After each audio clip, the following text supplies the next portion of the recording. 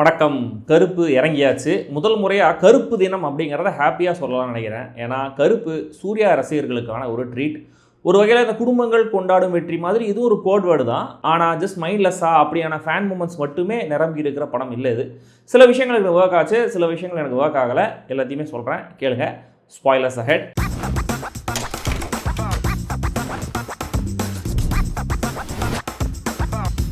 விமர்சனத்துக்கு போகிறதுக்கு முன்னாடி ஒரு சின்ன விஷயம் சொல்லிடுறேன். டேஸ் எக்ஸ் மாக்கினா அப்படிங்கிற ஒரு விஷயம் இருக்குது. அப்படின்னா காட் ஃப்ரம் த மிஷன் அப்படின்னு அர்த்தம். இது திரைக்கதையில் ஒரு பிளாட் டிவைஸ். கிரேக்கர்களுடைய நாடகங்களில் நல்ல கேரக்டர்ஸை காப்பாற்ற கடவுள் திடீர்னு வானத்துலேருந்து இறங்கி வரா மாதிரி சீன் வைப்பாங்களாம். அதுக்கு ஆக்டர்ஸை கிரேன் மாதிரி ஒரு மிஷின்லேருந்து கீழே இறக்குவாங்க. அதுதான் காட் ஃப்ரம் த மிஷின். சினிமாவில் இந்த டேர்மை எது யூஸ் பண்ணுறாங்க அப்படின்னா, சென்ட்ரல் கேரக்டர் ஒரு பிரச்சனையில் இருக்கும்போது அதுக்கு முன்னாடி திரைக்கதையில் சொல்லப்பட்ட ஏதோ ஒரு விஷயத்தினால தான் அந்த பிரச்சனை சரியாகணும்.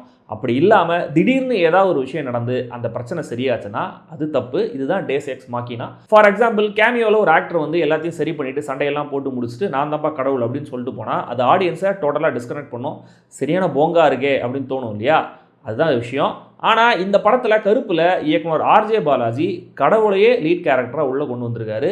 இந்த திரைக்கதையோடைய பிரில்லியன்ஸும் பிரச்சனையும் இந்த ஒரு விஷயம்தான். கருப்பு தம் பொண்ணுடைய ட்ரீட்மெண்ட்டுக்காக அவங்களோட சென்னைக்கு வந்து இறங்குறாரு இந்திரன்ஸ். நைட் ட்ரெயின்லேருந்து இறங்கினதும் 2 பேர் இவங்களை அட்டாக் பண்ணிட்டு இவங்களோட லக்கேஜை திருடிட்டு போயிடுறாங்க. அந்த லக்கேஜில் பல லட்சம் மதிப்பில் தங்க நகைகள் இருக்குது. அதை விற்று தான் பொண்ணுக்கு ட்ரீட்மெண்ட் பண்ணோம் தான் கொண்டு வந்திருக்காரு இந்திரன்ஸ். போலீஸில் கம்ப்ளைண்ட் கொடுத்து அவங்க கண்டுபிடிச்சதுக்கப்புறம் லீகலாக நகையை திரும்ப எடுத்துகிட்டு வரலாம் அப்படின்னு கோர்ட்டுக்கு போகிறார் இந்திரன்ஸ். அங்கே பேபி கண்ணன் அப்படிங்கிற லாயரும் அவர் மொத்த டீமும் தான் ரொம்ப டாமினண்ட்டாக இருக்காங்க.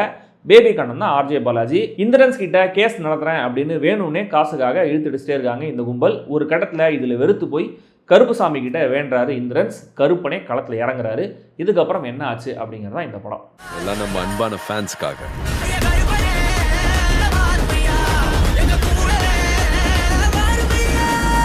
ஃபேன்ஸுக்கான படம், கதையெல்லாம் எதிர்பார்க்காதீங்க அப்படின்னு சப்பக்கட்டு கட்டாமல் சாலிடான ஒரு கதையை ஐடியாவை யோசிச்சிருக்காரு இயக்குனர் ஆர்ஜே பாலாஜி. படத்தோடைய டோன் என்னன்னு செட் பண்ண ஒரு கிராஃபிக் நாவல் ஸ்டைலில் தான் கதையை ஸ்டார்ட் பண்ணுறாங்க. நம்ம ஊரில் பல பேர் லீகலாக ஒரு விஷயத்தை சால்வ் பண்ண வேணாம் அப்படின்னு நினைக்கிறது அங்கே இருக்கிற லேக் ஆஃப் டிரான்ஸ்பரன்சியும் அதுக்கு ஆகிற நேரமும் தான். ஸோ லீகல் சிஸ்டத்தால் பாதிக்கப்படுற காமன் மேன் அப்படிங்கிற ஒரு விஷயம் எல்லாருக்குமே கனெக்ட் ஆகிற மேட்டர் தான். அதை ஒரு கமர்ஷியல் படத்துக்கான மீட்டரில் பயங்கரமாக எக்ஸாஜரேட் பண்ணி தான் சொல்லியிருக்காங்க. ஆனால் வில்லன் கேரக்டரை ஸ்ட்ராங்காக எஸ்டாப்ளிஷ் பண்ணிட்டது மூலமாக சப்போர்ட்டிங் கேரக்டர்ஸ் இருக்கிற த்ரெட் கன்வின்சிங்காக இருக்குது. கடவுளே இறங்கி வந்து தான் இந்த பிரச்சனையை சரி பண்ண முடியும் அப்படிங்கிற விஷயமும் இங்கே ஜஸ்டிஃபைடாக இருக்குது. கருப்புசாமி இந்த கதையில் என்ட்ரி ஆகிற பாயிண்ட் வரைக்கும் எமோஷனல் மூமெண்ட்ஸும் ஒர்க் ஆகுது. அதுக்கு காரணம் இந்திரன்ஸ் அண்ட் அனகா மாயாரவி 2 பேருடைய பர்ஃபார்மன்ஸ். அனகா காட்டுற அந்த வெறுப்பு, வலி, இந்திரன்ஸோடைய ஹெல்ப்லெஸ்னஸ், சினிமா டயலாக் சொல்லி பொண்ணை தேத்துற மொமெண்ட்னு இவங்க 2 பேர் வர சீன்ஸ்லாம் ரொம்ப டச்சிங்காகவும் இருந்தது. இதெல்லாம் சேர்ந்து கூடவே ஃபர்ஸ்ட் ஹாஃபில் அங்கங்கே ஹியூமரையும் தூவி ரொம்ப தோய்வு இல்லாமல் பார்த்துக்கிறாங்க. ஸோ இந்த ஃபர்ஸ்ட் ஹாஃபில் ஒரு பாயிண்டில் கருப்புசாமி என்ட்ரு ஆகிறார் இல்லையா, இந்த சீனுடைய ஸ்டேஜிங்கே இன்னும் கூட பெட்டராக இருந்திருக்கலாம். ஏன்னா அது உண்மையா கனவா ஹலூசினேஷனா அப்படின்ற குழப்பம் ரொம்ப நேரம் இருந்தது. சரி உண்மைதான் அப்படின்னு கன்ஃபார்ம் ஆனதுக்கப்புறம் அந்த மொத்த சீக்வன்ஸுமே ரொம்ப ரேண்டமாக தான் எனக்கு ஃபீல் ஆச்சு. இந்த சீன் முடியும் போது வில்லன் கடவுளோட பேசுகிற அந்த கான்வர்சேஷனில் திரும்ப ஒரு இன்ட்ரெஸ்டிங்கான விஷயத்தை உள்ளே கொண்டு வராரு பாலாஜி. அகைன் அதுவும் இன்னும் பெட்டராக சொல்லப்பட்டிருக்கலாம். இங்கேருந்து ஆரம்பமாகிற பிளே இன்டர்வல் பாயிண்ட் வரைக்கும் ஒரு நல்ல ஸ்மார்ட்டாகவே இருந்தது. கடவுள் மனுஷனாக வந்தாலும் அவருக்கு சில லிமிடேஷன்ஸ் இருக்குன்னு காட்டின விதம், இங்கே ப்ரொட்டாகனிஸ்ட்டுக்கு வர அடுத்தடுத்த சேலஞ்சஸ், அது அவரை ஃப்ரஸ்ட்ரேட் பண்ணுற விதம், கடவுளையும் அவுட் ஸ்மார்ட் பண்ண முடியும்னு காட்டுற வில்லன்னு சுவாரஸ்யமாகவே இருக்குது. எதிர்பார்த்த விஷயமா இருந்தாலுமே கூட இன்டர்வலில் அந்த காட் மோடுக்கு போகிற ஃபைட், அதில் சாய் அபியங்கருடைய பிஜிஎம் ரெண்டுமே பக்கா தியேட்டரிக்கல் எக்ஸ்பீரியன்ஸ். ஆக்சுவலாக படத்துடைய செகண்ட் ஹீரோ சாயினே சொல்லலாம். அந்த லெவலில் எலிவேஷன் கொடுத்துருக்காரு.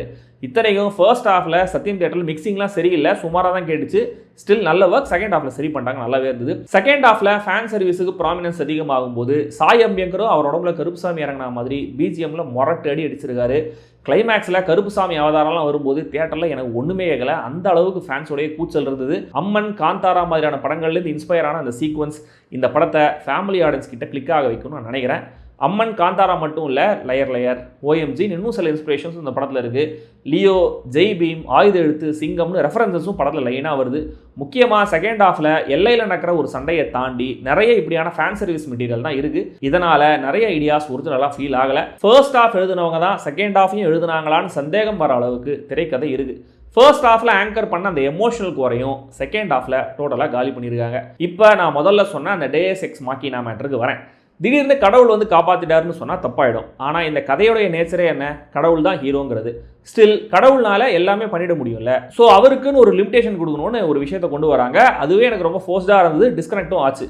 இவ்வளவு நாளாக ஏன் சாமி வரல, இதையெல்லாம் ஏன் சாமி பண்ணல நம்ம கேட்டக்கூடாது இல்லையா? அதனால் கேரக்டர்ஸையே கேள்வி கேட்க வச்சு அது ஒரு ஜஸ்டிஃபிகேஷன் கொடுக்குறாங்க. அதுவும் எனக்கு கன்வின்சிங்காக இல்லை.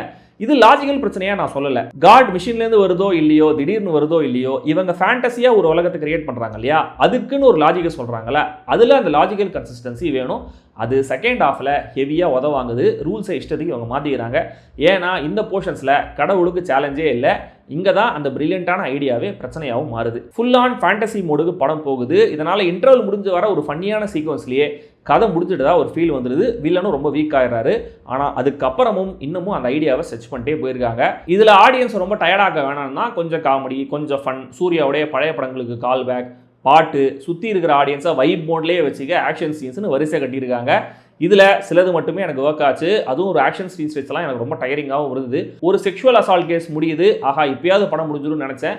ஏன்னா அங்கேயும் கூட ஜஸ்ட் காட் திங்ஸோடைய வீரியம் அதிகமாக இருக்குது.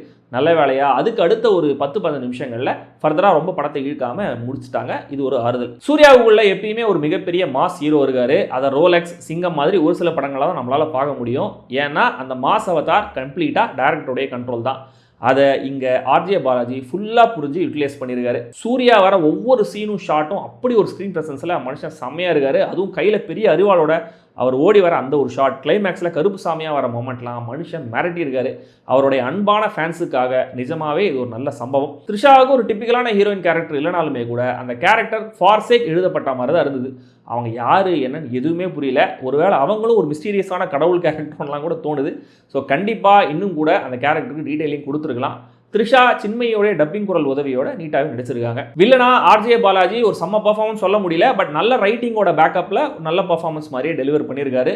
சிவதாவுக்கு ஏன் இன்னும் நல்ல ரோல்ஸை யாரும் கொடுக்கறதில்ல தமிழில் அப்படின்னு இந்த படம் பார்க்கும்போதும் தோணுச்சு. நட்டியும் ஒரு நெகட்டிவ் கேரக்டர் தான், ஆனால் அவருடைய போர்ட்ரேயலில் அது கேரிகேச்சராக ஆகாமல் பார்த்துக்கிறாரு. அவர் பதட்டமாகி பேசுகிற அந்த ஒரு சீன் செம்மையாக இருந்தது. ஸ்வாசிகாவை எதுக்கு காசு பண்ணாங்கன்னு தெரியல. படம் முழுக்கவே அங்கங்கே நிறைய டைலாக்ஸ் நல்லா இருந்தது. சண்முகம் அப்படிங்கிற கேரக்டருக்கான பேக் ஸ்டோரி, அந்த கேரக்டருக்கான க்ளோஷர் ரெண்டுமே சாலிடான ரைட்டிங். அந்த கேரக்டரில் புதுகை பூபாலன் நல்லாவும் நடிச்சிருந்தாரு. இப்படியான இன்னும் பல அந்த ஹியூமன் மூமெண்ட்ஸ் இந்த கதைக்கு தேவைப்பட்டுச்சு. மொத்தத்தில் இந்த கருப்பு என்கேஜிங்கான ஃபர்ஸ்ட் ஹாஃபும் பார்ட்லி என்டர்டெய்னிங்கான செகண்ட் ஹாஃபும் கொண்ட ஒரு பாசிபிள் என்டர்டெய்னர். கமர்ஷியல் மசாலா கோஷன்ட்டோட சேர்த்து செகண்ட் ஹாஃபில் எமோஷனல் கோஷன்ட்லையும் கொஞ்சம் கவனம் செலுத்திருக்கலாம். கண்டிப்பாக அதுக்கான ஸ்கோப் இந்த கதை இருக்குது. ஆனால் ரொம்ப சேஃபான ஜோன்லேயே படத்தை கொண்டு போய் முடிச்சிருக்காங்க. நீங்கள் இந்த படத்தை பார்த்துருந்தீங்க அப்படின்னா எப்படி இருந்துச்சு அப்படிங்கிறத கமெண்ட்டில் சொல்லுங்கள். இன்டென்ஸான சண்டை காட்சிகள் இருந்தாலுமே கூட படத்தில் பிளட்ஷெட் இல்லை. ஸோ UA13+ ரேட்டிங் சரியே. மற்றபடி சப்ஸ்கிரைப் பண்ணாதவங்க சப்ஸ்கிரைப் பண்ணுங்கள். வீடியோ எப்படி இருக்குங்கிற கமெண்ட்டில் சொல்லுங்கள். லைக் பண்ணுங்கள், ஷேர் பண்ணுங்கள். சேனலுக்கு வேறு ஏதாவது சப்போர்ட் பண்ணோம் அப்படின்னு நினைக்கிறாங்க மெம்பர்ஷிப்லேயும் ஜாயின் பண்ணலாம்.